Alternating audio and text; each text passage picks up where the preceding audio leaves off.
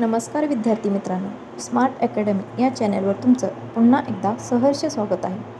आज आपण पाहणार आहोत CTT 2026 मराठी पेडागॉजीचे पूर्ण माहिती म्हणजे पूर्ण डिटेल एक्सप्लेनेशन करणार आहोत आणि तसेच तुम्हाला त्याच्यामध्ये पॉझिटिव्ह वर्ड कसा पेपर सोडवायचा हे सुद्धा पॉईंट सांगणार आहे. त्यामुळे व्हिडिओ शेवटपर्यंत बघा आणि जर तुम्ही चॅनलवर नवीन असाल तर चॅनलला सबस्क्राईब करून घेऊ शकता.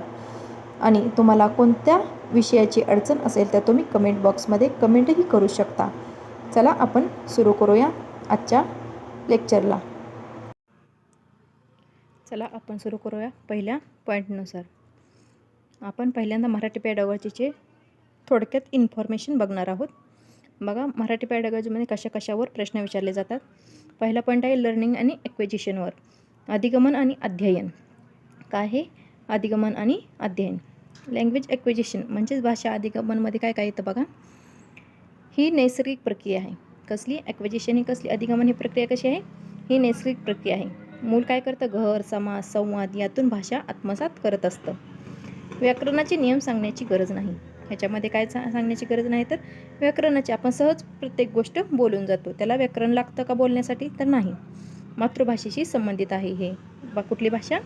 लँग्वेज एक्विजिशन म्हणजेच भाषा अधिगमन हे मातृभाषेशी संबंधित आहे.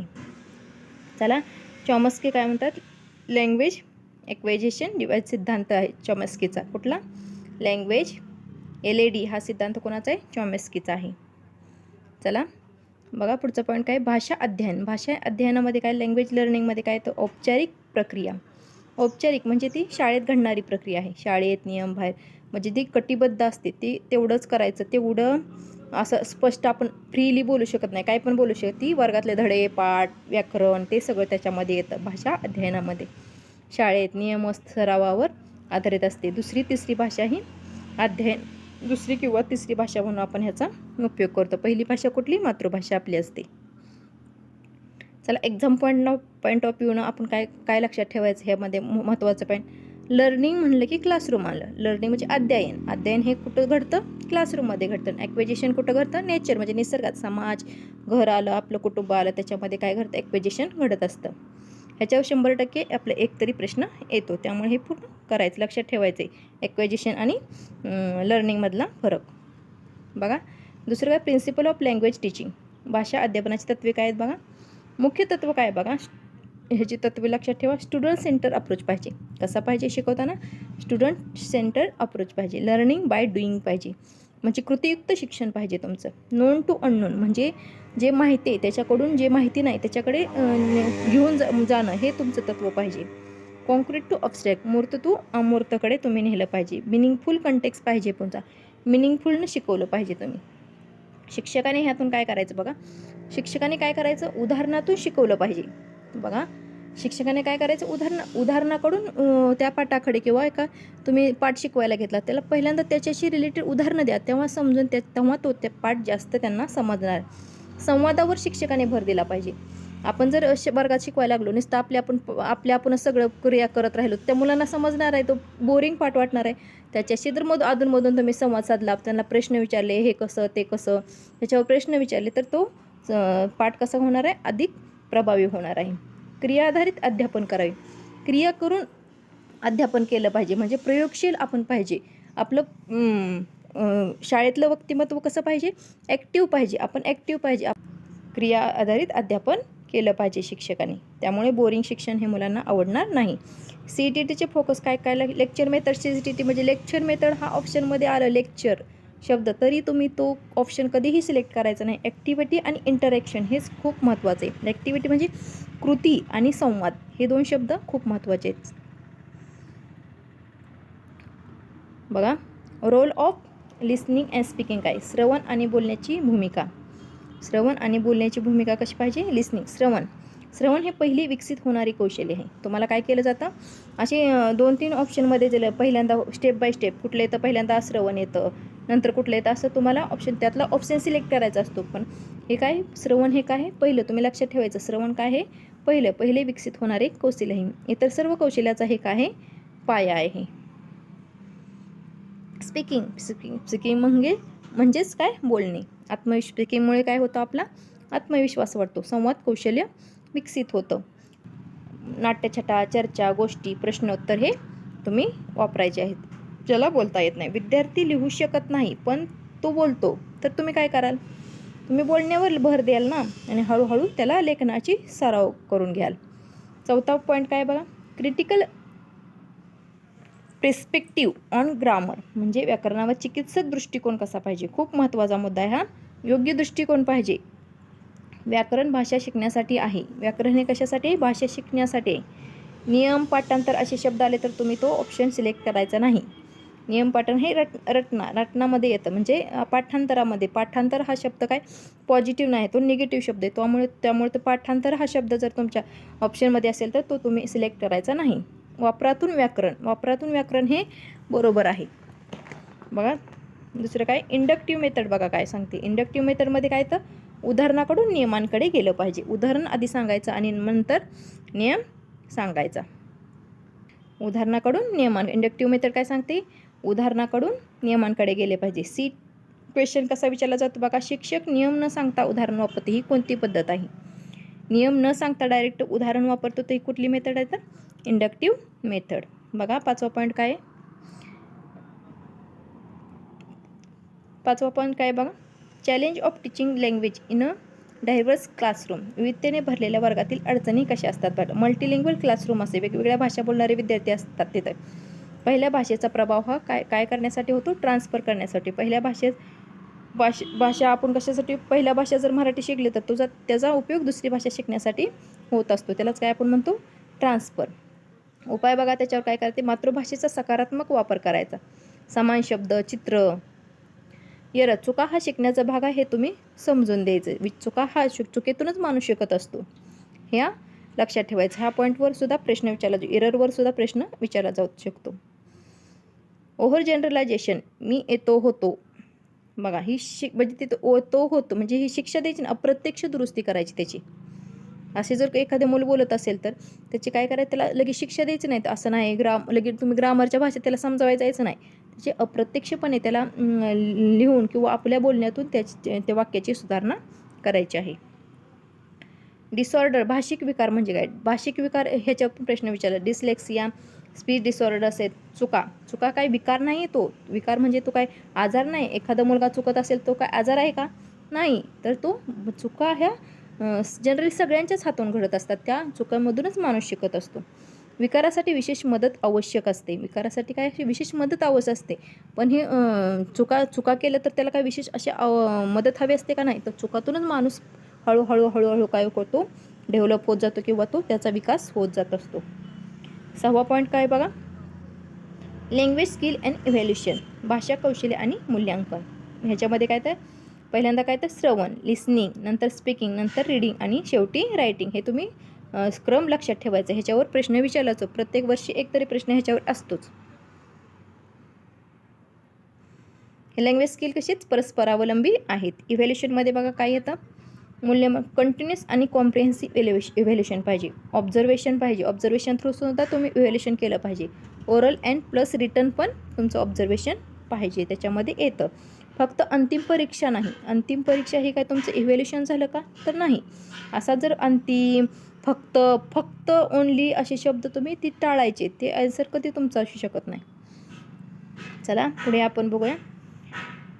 हे शब्द असलेले ऑप्शन साधारणपणे बरोबर आहेत. मी तुम्हाला काय सांगणार आता, हे जे शब्द आहेत का नाही, हे आता मी सांगणार आहे ते पॉझिटिव्ह वर्ड आहेत. हे शब्द असले की ते तुमचं 100% आन्सर काय असणार आहे? बरोबर असणार आहे. तुम्हाला पॉझिटिव्ह आणि निगेटिव्ह पण शब्द मी सांगणार आहे. बघा काय पहिला वर्ड काय तुम्ही वाटलंच तर नोट करून घ्यायचं आहे. मी PDF तर टेलिग्रामवर सेंड करणारच आहे, पण तुम्हाला जर वाटलंच तर तुम्ही नोट करून घ्यायचे आहेत. हे ऑप्शन बालकेंद्रित, विद्यार्थी केंद्रित, अनुभवाधारित, हे काय तुमचे पॉझिटिव्ह वर्ड आहेत. हे जर तुमच्या ऑप्शनमध्ये असेल तर तुम्ही ते ऑप्शन चूज करायचं आहे. अनुभव आधारित, कृती आधारित शिक्षण, संवाद आधारित अध्यापन, अर्थपूर्ण भाषा वापर. काय अर्थपूर्ण भाषा वापर हे तुम्ही लक्षात ठेवायचं. बघा पुढे कुठले आहेत, नैसर्गिक भाषा अधिगम, बहुभाषिक दृष्टिकोन, मातृभाषेचा शैक्षणिक उपयोग, सकारात्मक अभिप्राय, प्रोत्साहन देणे, सहकारी अध्ययन, सर्जनशीलता वाढणे. काय? सर्जनशीलता वाढणे. चुका शिक्षणाचा भाग मानणे. काय करायचं? चुका हा शिक्षणाचा भाग आहे असं मानायचं. सतत व सर्वांगीण मूल्यांकन. CCE म्हणजेच काय? सतत व सर्वांगीण मूल्यांकन. पुढचे वर्ड्स बघा, पॉझिटिव्ह वर्ड कोणते? प्रक्रिया केंद्रित मूल्यांकन पाहिजे. कथाकथन, नाट्यकरण, जीवनाशी संबंधित उदाहरणे, सामाजिक संवाद, मिनिंग अँड फोकस्ड लर्निंग पाहिजे. युजेस बेस्ड अप्रोच पाहिजे. कसा? युजेस बेस्ड अप्रोच पाहिजे. कन्स्ट्रक्टिव्हिस्ट अप्रोच पाहिजे. कसा? रचनावाद. Zone of proximal development. झेडपीडीनुसार तुमचं कसं पाहिजे? Zone of proximal development. हे काय आहेत? पॉझिटिव्ह वर्ड आहेत. आता आपण निगेटिव्ह वर्ड बघूया. हे शब्द जर तुमच्या ऑप्शनमध्ये बहुतेक वेळा आले तर ते कसे असतात? चुकीचे असतात. तो ऑप्शन 100% म्हणजे 99% तर चुकीचाच असतो. शिक्षक केंद्रित पद्धत असते का? तर नाही. पाठांतर भर द्यायचा का? नाही. केवळ, व्याख्यान, केवळ असे शब्द, फक्त हे शब्द तुम्ही कधीच तुमचा आन्सर असू शकत. जबरदस्ती, सक्ती आपण करतो का कधी विद्यार्थ्यावर? जबरदस्ती, सक्ती असं नाही ना. आपण एक टीचर म्हणून आन्सर तुम्ही द्यायचे कधी पण देताना. शिक्षा द्यायची का? नाही. शिक्षा तर आता अजिबात दिलेली चालत नाही. शिक्षा, विद्यार्थ्यांची खिल्ली उडवणे चालतं शिक्षकाला? नाही. चुका टाळाव्या, अजिबात मान्य नाही. केवळ व्याकरणावर भर देणार का तुम्ही शिकवताना? नाही. नियम आधारित अध्यापन. कसं पाहिजे? नियम आधारित अध्यापन. मातृभाषेवर बंदी, एकभाषिक दृष्टिकोन, फक्त पाठ्यपुस्तक, फक्त लेखी परीक्षा, अंतिम परीक्षा हेच मूल्यमापन असतं का? नाही. बोलणे थांबवायचं, त्याला गप्प म्हणायचं. एखादा तो मुलगा तुम्हाला विचारायला लागला आणि तुम्ही त्याला गप्प म्हणले होते, हे चालेल का? तर नाही चालणार. हे तुम्ही निगेटिव्ह वर्ड आहेत. असे जर शब्द आले तर ते ऑप्शन तुमचं असू शकत नाही. लक्षात ठेवायचं. बघा अजून कोणकोणते? कडक शिस्त, शिक्षक सर्वज्ञ, विद्यार्थी निष्क्रिय. वर्गात विद्यार्थी निष्क्रिय ठेवून तुम्ही एकटे शिक्षक शिकणार आणि तुम्ही शिकणार आणि तुम्ही शिकवणार का? असं होणार आहे का? कधी नाही. विद्यार्थी निष्क्रिय असला तर ते टीचिंग कसलं म्हणायचं? ते परिणाम केंद्रित मूल्यमापन, मार्क्स ओनली, फक्त मार्कावर तुम्ही भर देणार का? नाही. ऑलराऊंडर मुलगा बनला पाहिजे असं तुम्ही त्याला बनवलं पाहिजे. Grammar translation method as sole method, म्हणजे ग्रामर ट्रान्सलेशन मेथड तुम्ही वापरणार का? नाही. फक्त ग्रामरवर भर देणार आहे का? नाही. बघा एक्झाम ट्रिक्स, तुम्हाला खूप महत्त्वाचे ट्रिक्स मी आज सांगणार आहे. जर एका ऑप्शनमध्ये पॉझिटिव्ह प्लस दुसऱ्यात निगेटिव्ह शब्द असेल तर लगेच पॉझिटिव्ह वर्ड असलेले ऑप्शन निवडायचं. काय करायचं? पॉझिटिव्ह वर्ड असलेलं ऑप्शन निवडा. उदाहरणार्थ, भाषा अध्यापनासाठी योग्य दृष्टिकोन कोणता? नियम आधारित पाठांतर हा शब्द येणार का? नाही. शिक्षक केंद्रित अध्यापन पद्धती असते का? नाही. बाल केंद्रित व संवाद आधारित, म्हणजे हे बरोबर आहे. केवळ लेखी, केवळ शब्द आला की तो ऑप्शन असू शकत नाही. हे तुम्ही खूप लक्षात ठेव. प्रत्येक सब्जेक्टसाठी लक्षात ठेवायचं आहे बरं का, मराठीसाठीच फक्त नाही. हे पॉझिटिव्ह वर्ड निगेटिव्ह वर्ड तुमच्या लक्षात पाहिजेत. CET-मध्ये जर पास व्हायचं असेल ना तुम्ही, हा फॉर्म्युला फक्त लक्षात ठेवायचा. CET बालक, कृती, संवाद, अनुभव आणि सकारात्मकता. एवढं जर तुम्ही लक्षात ठेवून आन्सर देताना तर तुमचे आन्सर 100% बरोबर येतात. चला आता आपण इथून पुढे 15 प्रश्न सरावासाठी बघूया. इयत्ता तिसरीतील विद्यार्थी मराठीत सतत व्याकरणाच्या चुका करतो पण बोलताना आत्मविश्वास आहे. शिक्षकाने काय करावे?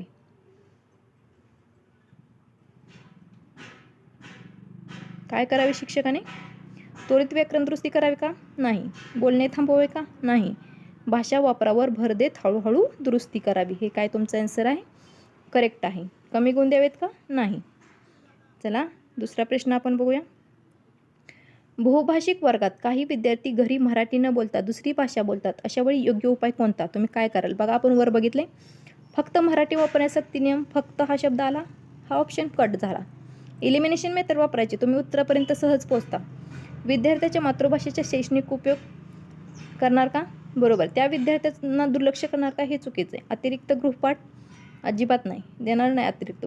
ऑप्शन क्रमांक बी हे याचं काय आहे? आन्सर आहे.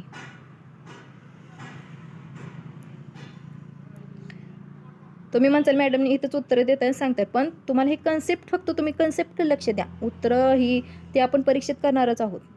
बघा प्रश्न काय, इयत्ता 5वीमधील विद्यार्थी मोठमोठ्याने वाचन करताना अडखळतो पण अर्थ समजतो. शिक्षकाने कोणते वाचन प्रोत्साहित करावे? बघा जोराने वाचन करायचं का? तर नाही. पाठांतर अजिबात नाही. मूक वाचन, मूक त्याला पण अर्थ समजतोय, म्हणजे काय करायचं, मूक वाचनानं तुम्हाला काय होतो, अर्थ समजतो. व्याकरण वाचन करायचं का नाही, म्हणून ऑप्शन क्रमांक सी ह्याचं करेक्ट आन्सर आहे. बघा चौथा प्रश्न काय बघा, शिक्षक कथाकथन करताना विद्यार्थ्यांना प्रश्न विचारतो, बाकी ते करायला सांगतो, ही कोणती अध्यापन पद्धती आहे. व्याख्यान पद्धती आहे का, तर नाही. पाठांतर पद्धत नाही.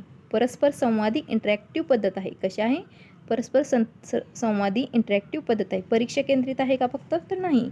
मुलांना विद्यार्थ्यांना प्रश्न विचारतो आणि बाकी ते करायला लावतो, त्यांना ॲक्टिव्ह करतोय, त्यांना पार्टिसिपेट करून घेतोय, तर ते काय असणार आहे, परस्पर संवादी पद्धत असणार आहे. बघा पाचवा प्रश्न काय आपला, विद्यार्थी मी शाळेला गेलो असे म्हणतो, ही चूक कशी हाताळावी. मी शाळेला गेलो असे म्हणतो, ही चूक कशी हाताळावी. सर्वांसमोर दटावायचं का, अजिबात नाही. चुकीकडे दुर्लक्ष करायचं का, अजिबात नाही. योग्य वाक्य पुनरुच्चारण करून उदाहरण त्याला द्यायचं. गुण कापावे का, नाही. चला, असेच प्रश्न परीक्षेत येतात, असा अवघड काही येत नाही. ह्याच्याशी रिलेटेड तुम्ही पॉझिटिव्ह वर्ड एवढे लक्षात ठेवलं ना, पटपट. फक्त तुमचं टाईम मॅनेजमेंट पाहिजे. दररोज एक मॉक टेस्ट तरी तुम्ही सोडवलीच पाहिजे. बघा 6वा प्रश्न काय, भाषा अध्यापनात शिक्षक आधी संभाषण नंतर वाचन लेखन घेतो, ही कोणत्या तत्वावर आधारित योजना आहे. या प्रश्नाचं उत्तर आहे कौशल्य आधारित क्रम आहे. नियम आधारित आहे का, नियमांचा काय संबंध आहे का, तर नाही. परीक्षा आधारित आहे का, नाही. व्याकरण केंद्रित आहे का, तर नाही. याचं प्रश्नाचं योग्य उत्तर काय आहे, कौशल्य आधारित क्रम आहे. 7वा प्रश्न काय आहे बघा, विद्यार्थी कथा लिहिताना स्वतःचे अनुभव वापरतो, शिक्षकाने हे का प्रोत्साहित करावे. गुण वाढवण्यासाठी का, नाही. सर्जनशीलता व अभिव्यक्ती वाढते, त्याच्यामुळे काय होतं, विद्यार्थ्यांमध्ये सर्जनशीलता आणि अभिव्यक्ती वाढते. व्याकरण कमी पडतं का, नाही. वेळ वाया जातो का, तर नाही. चला 8वा प्रश्न बघूया आपण, शिक्षक वर्गात भूमिका नाट्य वापरतो, याचा मुख्य फायदा कोणता. पाठांतर वाढतं का, नाही. श्रवण आणि बोलन कौशल्य विकसित होतं, काय बोलण्याचं आणि श्रवण करण्याचं कौशल्य काय होतं, विकसित होतं. परीक्षा सोपी जाते म्हणून का, तर नाही. व्याकरण नियम लक्षात राहतात म्हणून का, तर नाही. याचं ऑप्शन क्रमांक बी हे अतिशय योग्य उत्तर आहे. 9वा प्रश्न बघा, बालक शब्द चुकवतो पण अर्थ व्यक्त करतो, शिक्षकासाठी योग्य दृष्टिकोन कोणता आहे. या प्रश्नाचं उत्तर ऑप्शन क्रमांक बी, संवाद महत्त्वाचा, अचूकता हळूहळू येऊन जाते. अर्थापेक्षा अचूकता महत्त्वाची, बरोबर का वाटतंय का तुम्हाला, तर नाही. चुका स्वीकारू नयेत, चुका स्वीकारायच्या नाहीत का, चुकीतूनच माणूस शिकवतो, हे तुम्ही लक्षात ठेवायचं आहे. त्वरित लेखी सराव करावा का, नाही. 10वा प्रश्न बघा, भाषा मूल्यमापनासाठी शिक्षक निरीक्षण संभाषण लेखन वापरत, ही कोणती पद्धत आहे. सतत व सर्वांगीण मूल्यमापन आहे. 11वा प्रश्न बघा, विद्यार्थी वर्गात कमी बोलतो पण घरी मराठीत चांगला संवाद साधतो, शिक्षकाने काय करावे. काय करायचं, सुरक्षित प्रोत्साहक वातावरण निर्माण करावे. कसं, सुरक्षित वातावरण निर्माण करायचं शिक्षकाने. त्याला काय करायचं, जबरदस्ती बोलायला लावायचं का, तर नाही. त्याला काय करायचं, सुरक्षित व प्रोत्साहक वातावरण निर्माण. दुर्लक्ष करायचं का, नाही. शिक्षा करायचे का, नाही. हे कसे निगेटिव्ह वर्ड आहेत. सुरक्षित आणि प्रोत्साहक वातावरण हे काय पॉझिटिव्ह वर्ड आहेत, म्हणून ऑप्शन क्रमांक बी हे उत्तर आहे. 12वा प्रश्न बघा, शिक्षक व्याकरण शिकवताना उदाहरणे संवादातून देतो, हा कोणता दृष्टिकोन आहे. कोणता आहे, वापर आधारित दृष्टिकोन. युजेस बेस्ड, हे युजेस बेस्ड तुम्ही पॉईंट पॉझिटिव्ह वर्ड आहे, तर त्यामुळे तो लक्षात ठेवा. पाठांतर नियम हे आले तर काय करायचं, ह्याला इलिमिनेशन मेथडने कट करून टाकायचं. परीक्षा केंद्रित असते का, नाही. चला 13वा प्रश्न आपण बघूया, इयत्ता दुसरीमध्ये अक्षर ओळखीसाठी चित्र शब्द जुळवा उपक्रम वापरला जातो, कारण काय. तर काय होतं, त्यामुळे बहुअंगी इंद्रियांचा वापर होतो. लहान मुलांना चित्र वेगवेगळे उपक्रम वापरले तर त्याचा सगळे अंग जी इंद्रिय आहेत आपले त्या सगळ्यांचा वापर होतो आणि ते ॲक्टिव्ह राहतात. 14वा प्रश्न काय बघा, विद्यार्थ्याची लेखन भीती कमी करण्यासाठी शिक्षकाने काय करायचं. त्याला काय करायचं, मुक्त लेखन व सकारात्मक अभिप्राय द्यायचा. लेखन भीती कमी करण्यासाठी त्यांना पॉझिटिव्ह बोलायचं. तुम्ही मुलांना नेहमी निगेटिव्ह वर्ड्स बोलले तर तो डिप्रेशनमध्ये जाईल किंवा त्याला असं वाटेल की आपल्याला काहीच येत नाही. जर तुम्ही पॉझिटिव्ह इम्प्रेशन आपल्या घरातल्या मुलांना सुद्धा गोड बोलून जर तुम्ही अभ्यास करून घेतला तर अधिक जास्त पद्धतीने चांगल्या पद्धतीने त्यांच्या लक्षात राहतो. जर तुम्ही मारहाण केली, येत नाही तुला असंच कर, तुम्ही जर इतर मुलांसोबत कंपॅरिझन करायला लागला तर तो खूप नर्वस होतो आणि त्याला अभ्यासाकडे चिकित्सा म्हणजे त्याला आवड निर्माण होत नाही. त्यामुळे नेहमी सकारात्मक अभिप्राय मुलांना दिला पाहिजे किंवा तू करू शकतोस, गुड आहे, छान आहे, याच्यापेक्षा तू अजून चांगलं काहीतरी करू शकतो असं त्याला नेहमी सांगितलं पाहिजे. चला 15वा प्रश्न बघा. भाषा विकासात सामाजिक संवाद महत्त्वाचा मानणारे विचारवंत कोण? कोण आहेत? सामाजिक संवाद म्हणले की कोणा सोशल आपण बघितले CDPमध्ये कोण येतो तर वायगोत्स्की येतो. अशा प्रकारे आज आपण पॅडागॉजीवर महत्त्वाची सर्व माहिती बघितलेली आहे. पॉझिटिव्ह वर्ड बघितलेले आहेत, निगेटिव्ह हे पेपर 1 आणि 2 साठी सुद्धा महत्त्वाचे आहेत. त्यामुळे आणि 15 प्रश्न आपण सराव पण कशा पद्धतीने तुम्ही एलिमिनेट करायचं हे पण तुम्हाला सांगितलं आहे. त्यामुळे हा व्हिडिओ शेवटपर्यंत बघा आणि तुम्हाला आवडला असेल तर तुमच्या मित्रमैत्रिणींना जरूर पाठवा, शेअर करा, त्यांना फायदाच होणार आहे. कारण शेअर केल्यानं काय तुम्हाला पैसे पडणार नाहीत, त्यामुळं तुम्ही शेअर करू शकता. अशा पद्धतीने आज आपण खूप महत्त्वाची माहिती बघितली आहे.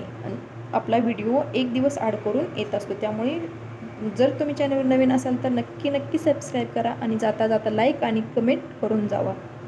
धन्यवाद.